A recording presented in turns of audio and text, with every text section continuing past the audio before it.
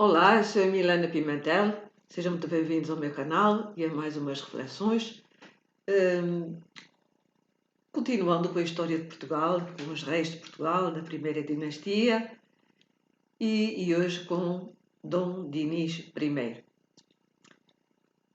Dom Dinis nasceu a 9 de outubro de 1261 em Lisboa, filho de Dom Afonso III e de Dona Beatriz de Castela.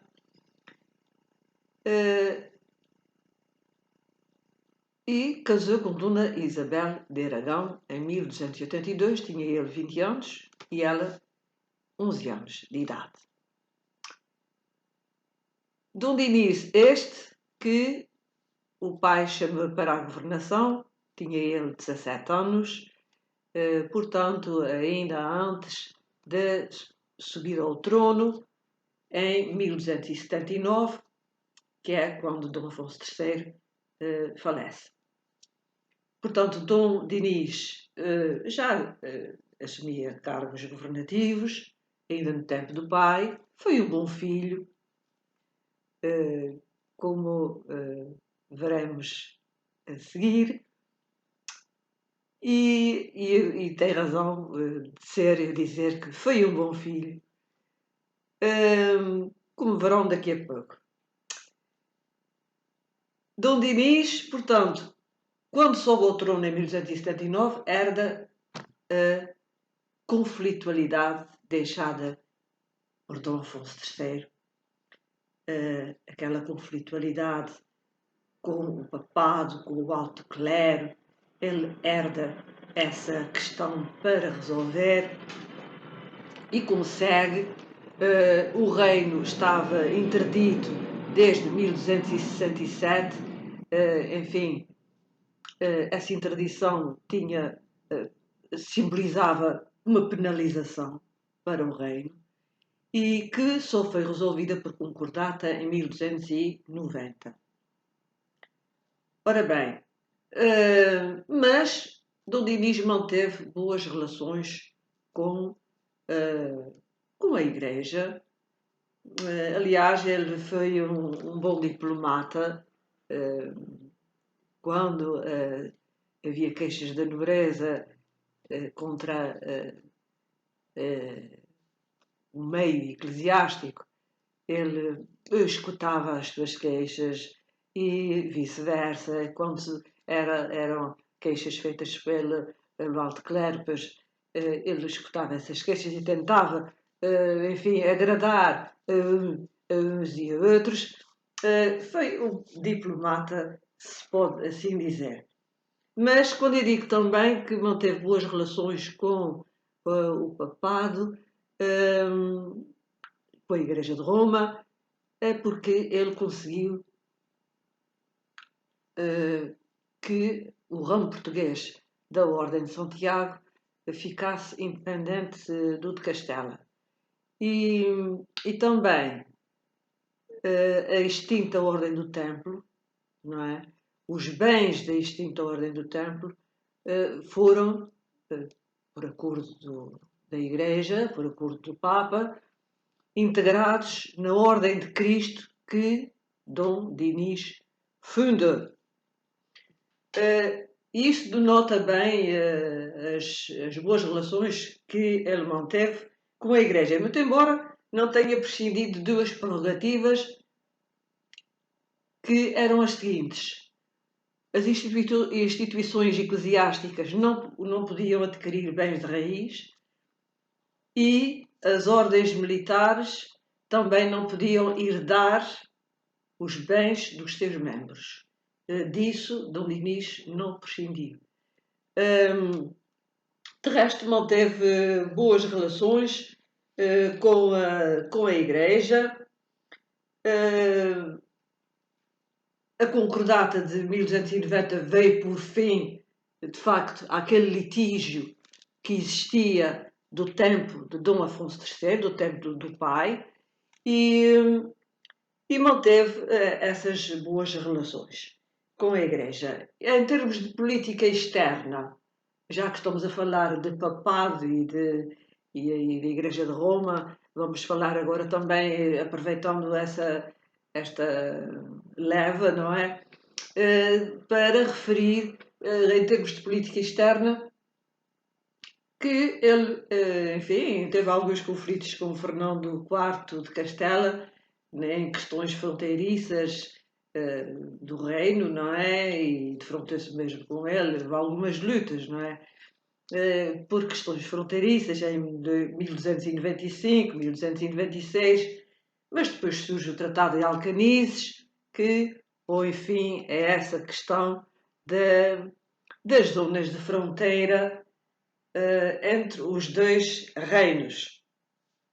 Também, em termos de autoridade, em termos da visão da visão como ou seja, da forma como ele era visto. Realmente, ele era visto como um monarca justo, bom administrador, bom gestor, e foi chamado para dirimir um conflito que existia entre Aragão e Castela. E isso, em termos de política externa, também dá algum prestígio a Dom Dinis, primeiro. Ele, de facto, foi chamado para dirimir esse conflito que existia entre os dois reinos de Aragão e Castela e conseguiu a pacificação desses dois reinos. E isso, de facto, demonstra bem também a forma como ele era bem visto, a sua opinião era bem vista. Em termos de política interna, a política interna de Dom Dinis, seguindo um pouco a linha do pai, foi uma política antissenhorial, declaradamente antissenhorial. Ele não queria um poder concorrente. E ele começou logo pelos de casa, digamos.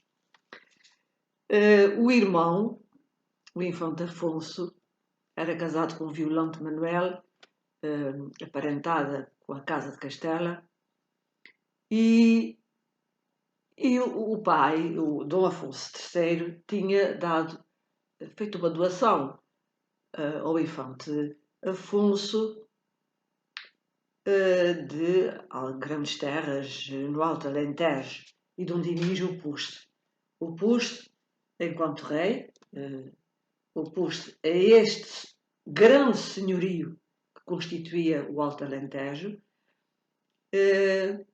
porque receava a influência de Castela e, portanto, opôs-se terminantemente à constituição desse senhorio, à doação dessas terras, e de tal forma que o infante Afonso foi viver para Castela e o senhorio do Alto Alentejo deixou de existir. Quando eu digo que ele começou pelos de casa, foi porque não ficou só por aí. Realmente, a nobreza senhorial, a quem eram atribuídos alguns abusos, ou excessos, usurpações, algumas delas até talvez não fossem usurpações, fossem com base no direito consuetudinário, com base na tradição, com base. Pronto, estas terras são nossas porque já vêm de trás e dos nossos parentes, mas através das inquirições de 1283 e 1284 e 1288 e 89 e mais tarde 1301, 1303, 1304, 1307, a nobreza viu-se de tal forma apertada e revoltada com esta política que ele considerava, que ela considerava antissenhorial, de proteção de uma nobreza que não era de sangue e que Dom Dinis fazia muita questão porque não era um poder concorrente, não é? As grandes casas senhoriais poderiam ser poderes concorrentes, porque detinham grandes terras, que englobavam concelhos, que englobavam vilas, não é? E esse poder concorrencial com o poder régio não era bem visto pelo monarca que queria a centralização e ele promulgou uma lei. Ele queria a centralização em si, da figura do rei. A centralização do poder e o poder de decisão para além da cunhagem de moeda, para além da Suprema Justiça, para além dos poderes que eram atribuídos ao rei, não é? E o comando do exército, ele promulgou uma lei em que os nobres, a nobreza, não podiam armar cavaleiros vilãos. E ele entendia que isso era retirar poderes aos concelhos. Por isso ele promulgou essa lei. Mas, simultaneamente, não era só, ele não queria só que não fossem retirados poderes aos concelhos, não é? Os direitos aos concelhos. Ele também queria que, pelo facto da nobreza poder armar cavaleiros vilãos, não é? Eles aumentassem as suas, os seus, não vou dizer hostes, não é? Mas que aumentassem, de certa forma, alguma espécie de exército e que isto pudesse ser e que isto pudesse complicar a ordem e civil, que pudesse ser fruto pudesse realmente implicar a ordem que se pretendia existir no reino. E por isso promulga essa lei. Claro que, e tudo isto, a par das inquirições, numa zona marcadamente entre Douro e Minho, Beiras, Trás-os-Montes, numa zona marcadamente senhorial, de um aperto bastante grande que foi feito para que fosse legitimada a titularidade daquelas terras e para que se evitassem os abusos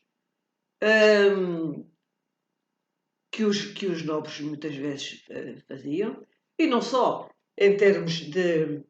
Não só nas honras, que são as terras da nobreza, mas nos cotos, que eram as terras do clero, para se evitar toda a espécie de abusos e de usurpação de terras do rei. Fez mais. Dom Dinis também, às terras que não tinham senhorios, não é? O que não constituíam senhorio, o que não eram senhoriadas por ninguém, Dom Dinis atribuiu a essas terras, matas, minas, caminhos, atribuiu essas terras à coroa. Isso também foi uma coisa que a alta nobreza, não a nobreza chamada nobreza de sangue, também não achou muita graça. Em termos de defesa e de política interna do reino, em termos de defesa, ele formou um corpo de milícias, concelhias, que chamadas os besteiros do conto, isto cerca de 1300 mais ou menos, e que não só serviam para, e também não só serviam para a defesa dos concelhos, mas também povoou zonas fronteiriças, da Raiana com Castela, não é? Isso em termos de defesa. Relativamente ao comércio, deu inúmeras, implementou inúmeras feiras francas, bolsas de mercadores, implementou também o comércio na Flandres, na Normandia, na Inglaterra, em La Rochelle. Portanto, um comércio digamos, de cariz internacional.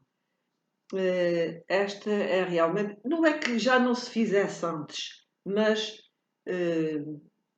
com esta nuance assim tão vincadamente de exportação de produtos, mas no entanto privilegiando a capacidade de abastecimento nacional. Também a importância a influência da rainha Isabel de Aragão também foi muito importante aqui neste capítulo, da proteção dos mercadores portugueses, internacionalmente também. Cognominado lavrador, não podemos esquecer essa componente. Dom Dinis fomentou a agricultura em zonas que não era suposto serem terras de cultivo. Portanto, fez o desbaste de matas para as tornar áreas cultiváveis. Alargou o Pinhal de Leiria não só para a própria proteção da cidade, das dunas, etc., mas em especial para alargamento do próprio Pinhal,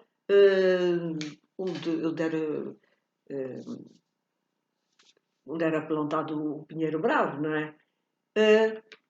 Com o fim de arranjar madeira para, não só para as casas, não só para as casas que eram necessárias para obras, mas também com vista a fazer uma frota. E uma frota, porque nós não nos podemos esquecer que a reconquista estava feita, sim, mas a pirataria ali no Algarve, vinda do norte da África, continuava, de certa forma. Não se vai dizer que de forma sistemática, mas acontecia. E era preciso defender, e para isso ele também se interessou por essa parte da frota, da criação de uma marinha, não é? Se interessou também nessa parte e contratou um comandante genovês de muita fama, Manuel Peçanha, para comandar a frota régia. Precisamente por isso, porque não só para a defesa da costa algarvia, dos ataques dos muçulmanos do norte da África e vindos também do Reino de Granada, mas também com vista ao mercado externo e no comandar dessas embarcações com vista à exportação de produtos. Portanto, era esse comandante, Manuel Peçanha, que estava encarregue dessa frota régia. Em termos culturais, Dom Dinis, de facto, foi muito importante. Ele instituiu o português, o galego-português, melhor dizendo, como língua oficial de Portugal. E isso, meus amigos, é importantíssimo. Um reino independente e ter uma língua própria é, de facto, um feito notável. E Dom Dinis, na verdade, instituiu o galego-português como língua oficial em vez do latim medieval que era normalmente usado. Isso na documentação, em tudo, na chancelaria régia, portanto, em tudo era falado o galego-português, oficialmente, língua oficial. E isso é muitíssimo importante. Outra coisa, um dos feitos também notáveis que ele fez foi, na verdade, a criação de uma espécie de primeira universidade, que é o chamado Estudo Geral. Ele fez o pedido ao Papa e, a exemplo de outras universidades que existiam noutras cidades estrangeiras, Portugal também teve este Estudo Geral que será o germinar da universidade onde se ensinava o direito. Ele queria uma sociedade letrada, digamos, um corpo de funcionários letrado, onde se ensinava o direito, por exemplo, e porque o que acontecia era que os estudantes iam estudar fora e provavelmente depois já não regressavam. E ele então implementou este estudo geral que será a base da futura Universidade do Reino. Em termos de construção de monumentos, não é? Estou-me a referir. Mandou construir o mosteiro de São Dinis numa quinta, portanto, em terras suas, numa quinta do Val de Flores, em Odivelas,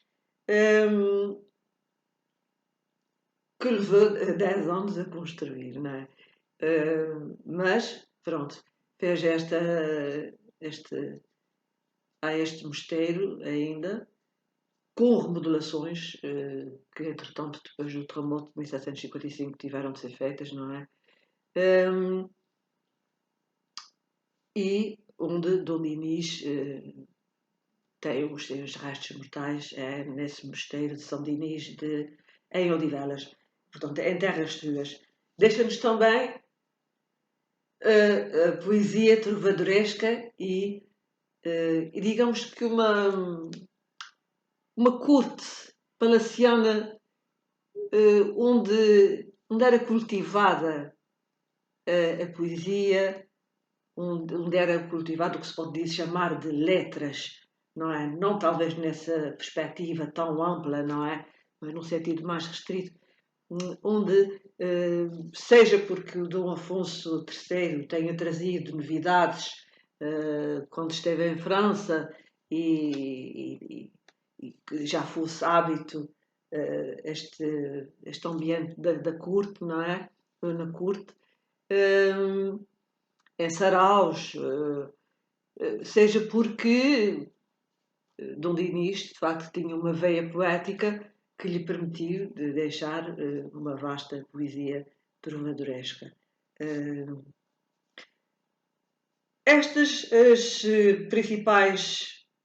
Os principais aspectos da sua governação, continuando, porém, a nobreza descontente, o que é natural. É natural porque eles se sentiam pressionados. Se sentiam pressionados e havia usurpações, de facto, segundo consta, e havia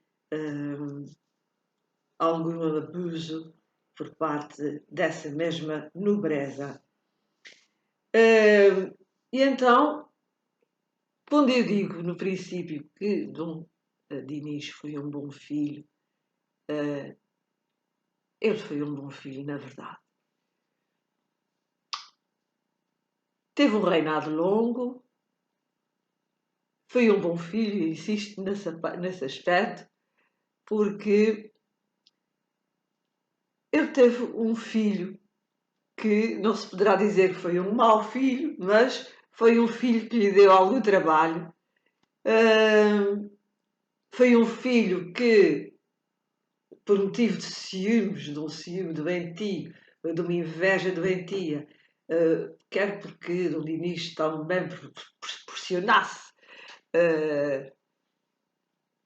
esse ciúme, não é?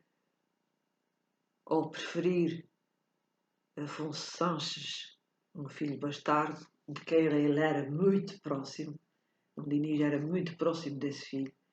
Ele era mordomo-mor do reino. E de tal forma que o infante Afonso, que será o futuro rei Afonso IV, se sentia preterido e tinha tinha uma má relação com o pai, talvez por esse motivo, com fundamento ou sem fundamento, não sabemos, mas que a historiografia fala nessa preferência do rei Dom Dinis por esse filho bastardo Afonso Sanches, em detrimento de Afonso, seu filho legítimo e herdeiro da coroa, e temendo ele, Afonso, infante Afonso, que o pai, Dom Dinis, enfim, fosse preferir Afonso Sanches a ele. E, aproveitando-se deste facto, a nobreza de corte e não só formaram de tal forma intrigas que os últimos anos de Dom Dinis são, de facto, anos de intensa luta com armas e milícias, com alguns períodos de apaziguamento, sim, mas em que instala uma guerra civil entre 1319 e 1324, precisamente por causa das exigências que o infante Afonso fazia ao pai, instigado também por essa alta nobreza, apoiado por essa alta nobreza, e por isso eu dizia há bocado, Dom Dinis foi um bom filho, de tal forma que o infante Afonso defrontou o pai variedíssimas vezes, a história fala sobre isso, em várias. Pronto, é uma guerra civil apoiada pela nobreza, com intrigas feitas por ela, aproveitando-se do facto dele ter um ciúme quase doentio, não, com razão ou não, ter inveja desse tal Afonso Sanches, fosse por que motivo fosse, e os últimos anos de Dom Dinis são, na verdade, de confronto aberto, de revolta aberta, de guerra civil, não só com a nobreza, que apoiava o filho, o infante Afonso, mas depois de feitas as pazes, de inúmeras exigências que o infante Afonso lhe fez, de tal forma que o filho bastardo teve de deixar o cargo de mordomo-mor, Afonso Sanches, teve de deixar o cargo de mordomo-mor, e mesmo foi-lhe exigida pelo infante Afonso a saída do reino. Ele teve de sair do reino e foi para Castela, teve de sair do reino. Foi essa uma das exigências que feitas pelo Infante Afonso. E aí realmente se vê o que é um bom filho, que é um filho que, enfim, fosse motivado por que motivo fosse, se defronta com o pai por uma questão de poder. Relativamente à vivência palaciana, também eu devo dizer que há notícia de certos cargos que antes não existiam. Digamos que há um aprimoramento nos cargos do palácio. Por exemplo, fora os cargos, enfim, mais importantes dos tabeliões do rei, dos tabeliões do reino também, há também outros cargos, como, por exemplo, falcoeiros. Havia 2 falcoeiros, havia um físico, 2 porteiros, um uchão. O uchão era aquele que tinha a seu cargo o aproximar da caça ao trinchante. Há outros cargos, para além do copeiro, há outros cargos também dentro do próprio palácio que foram criados. Já no tempo de Dom Afonso III, sim, também, mas o rei Dom Dinis realmente alargou esse corpo de funcionários. Funcionários não se pode assim chamar, mas que ocupavam dentro do palácio esses cargos, os arinteiros, por exemplo, que eram os encarregados da baixela. Portanto, há uma espécie de aprimoramento de certas funções desempenhadas por diversas pessoas dentro do próprio palácio.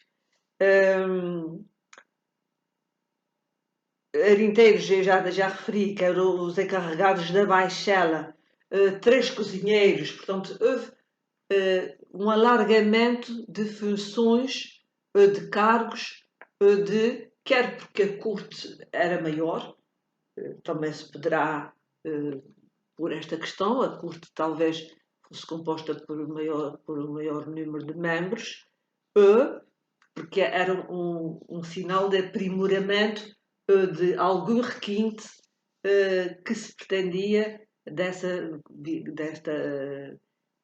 com estes novos cargos no Palácio. Em conclusão, e como pontos de destaque, na verdade, o que ressalta aqui é a política interna e a boa administração feita pelo rei Dom Dinis, o cuidado que ele pôs na não usurpação das terras da coroa, a diplomacia, a cultura que trouxe o seu reinado ao país, o instituir, melhor dito, do português, do galego-português como língua oficial, realmente são vários fatores. São vários, principalmente, ele põe a governação dele é posta na administração e ao serviço do reino, completamente. Na boa gestão, no sentido de governar com justiça e fazer do reino um reino pacífico, exceto aquele período em que o próprio filho se revolta contra o pai, instigado pela nobreza. De resto, foi um reinado longo, porque ele assume o reino em 1279 e só e morre em 1325, quer dizer, foi um reinado bastante longo, um, e de facto deixa-nos estas marcas de grande importância da cultura, não só com o estudo geral, não só com a poesia trovadoresca, mas também com o cuidado que pôs nas fronteiras, o cuidado que pôs na criação de uma defesa, com os besteiros de conto, com as linhas, o traçar das linhas para, para o crescimento não só comercial, não só mercantil, mas de um reino que se quer bem gerido e com justiça e paz. Morreu, infelizmente, isolado da alta nobreza. Ele falece em 1325, essas contendas com o filho terminam em 1324. Morreu, em parte, de costas voltadas para a nobreza senhorial, que não o apoiou, mas sim a seu filho, o infante Afonso, que seria o futuro Afonso IV. Todavia, deixa-nos esta obra, deixa-nos esta governação, que quanto a nós é meritória. Pronto, ficamos por aqui. Espero que tenham um resto de dia feliz e muita saúde e até uma próxima oportunidade.